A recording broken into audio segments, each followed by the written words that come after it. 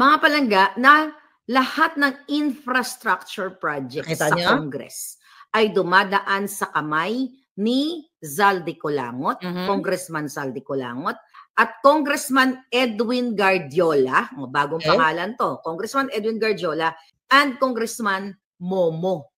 Nakita niyo yung mga pangalan? Ito yung sinasabi ko sa inyo, na in-expose ko na sa inyo matagal na panahon. Sino yan? Si Edwin Guardiola. Bago natin ituloy si Zaldico. Remember Edwin Guardiola? Yan yung in-expose ni Leviste. Abot daw sa 20 billion pesos na DPWH projects ang napunta sa mga kumpanyang konektado kay Guardiola. Nasa frontline na balitang yan si Marian Enriquez. The largest contractor now in Congress is Congressman Edwin Guardiola. Tapos yung Romeo Momo ng Surigao del Sur, Congressman. Nakita nyo na hindi si Bangag ang nag-expose nito.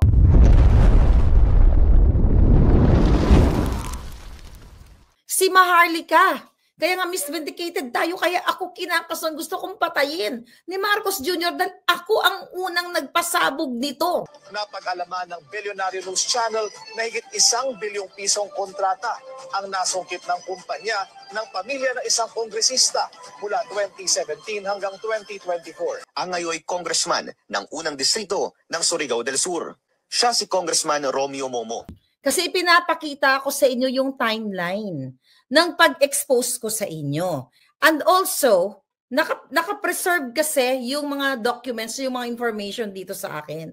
Kaya hindi totoo si Bangag, yung pinapalabas niya na siya ang nag-expose nito. Mga kababayan, si Maharlika ang nag-expose ng lahat ng ito. Okay? Top contractors, January 2024. Ayan, sabi ng ating sabi ng ating puting ahas, nakita niyo dito. Okay, 3 ang naka-corner ng lahat ng infra-budget projects sa Congress. These are Congressman Zaldico, Congressman Edwin Guardiola. Nakita niyo ba yan?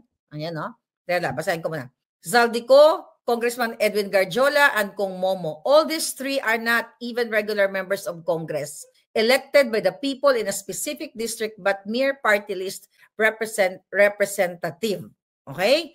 All other who would like to get infra projects have to buy from them, not at cost but already with hefty margin to include share of MR, Martin Romualdez. Kaya umaabot sa 52.5% ang tongpats.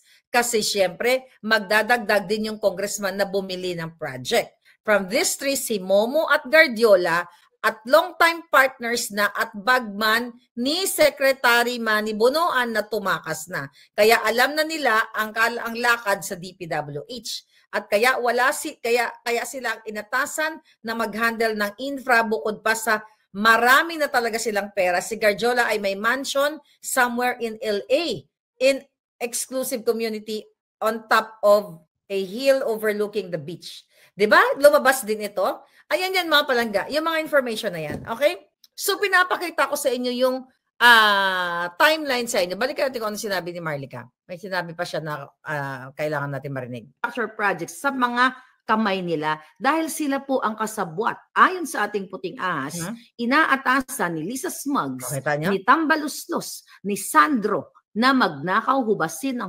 ang pera ng bayan. See this? So ngayon, sabi ko nga, ano sabi to? Lahat ng gustong magkaroon, okay, ng proyekto, okay, infra project, ay dumadaan sa kamay nila. Okay, at papaano, mga kababayan? Umaabot ng what? 52.5% ang tongpats o patong ng mga hinayupak na ito para sa kanila. Imagine niyo, sabi ko nga kung ang budget is 1 million para sa kalsada, tapos ang 52.5% ay kukunin nila. Sa 50 na lang, di kalahati. 500,000. Anong kalsada ang dadaanan ng taong bayan? Kalsadang lastiko, goma, kalsadang warak-warak. Dahil kinuha na nila ang pera ng bayan. So ito daw si Momo at Guardiola, parehong kongresista, nakasabwat ni Zaldico, ay long-time partners. Okay? At bagman, okay, noon ni Bonoan. Kaya daw alam na alam nila ang lakad sa DPWH. Okay. Nasabi ko na yan. Okay. So enough for that, Maharlika. Okay? So sinasabi ko lang yan sa inyo.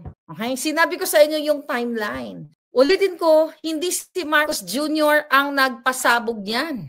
Tungkol sa infra projects, sa mga lahat ng in-expose ko, ayan na pinag-uusapan na. Tuloy natin si Zaldico. Noong December 2, 2024, balikan lang natin muna. personal ng Pangulo ay mag-ingat at siguraduhin si Yusek Jojo Lang noong November 2024 habang nasa proseso kami ng pagtatalakay ng budget. Nakipag-meeting sa amin ni Speaker Martin si Yusek Jojo Cadiz. Sabi niya, masama raw ang loob ni Pangulong Marcos, wala raw siyang natatanggap na remittance. At dahil laging napapagalitan si Speaker Martin ng Pangulo mula Setyembre hanggang November, inutusan niya ako na mag-deliver ng 1 billion pesos para kay BBM.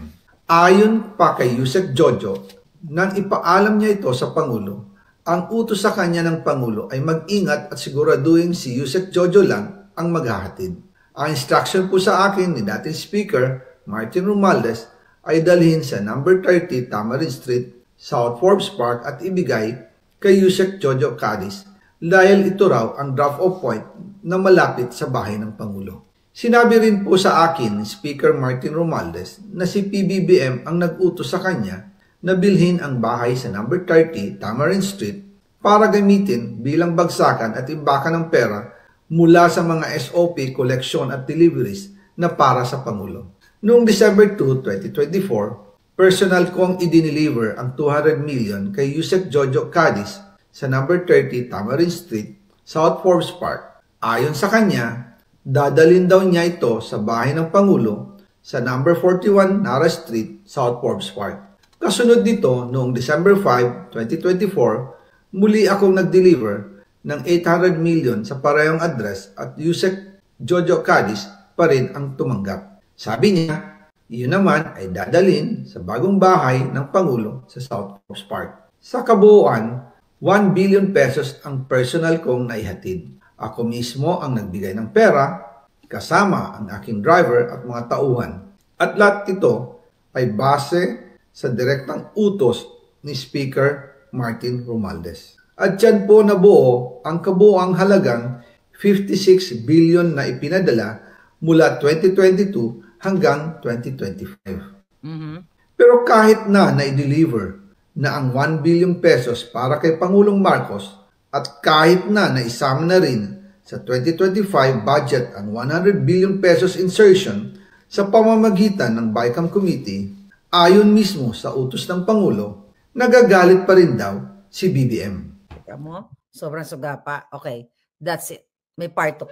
Okay, so I deserve the award, right?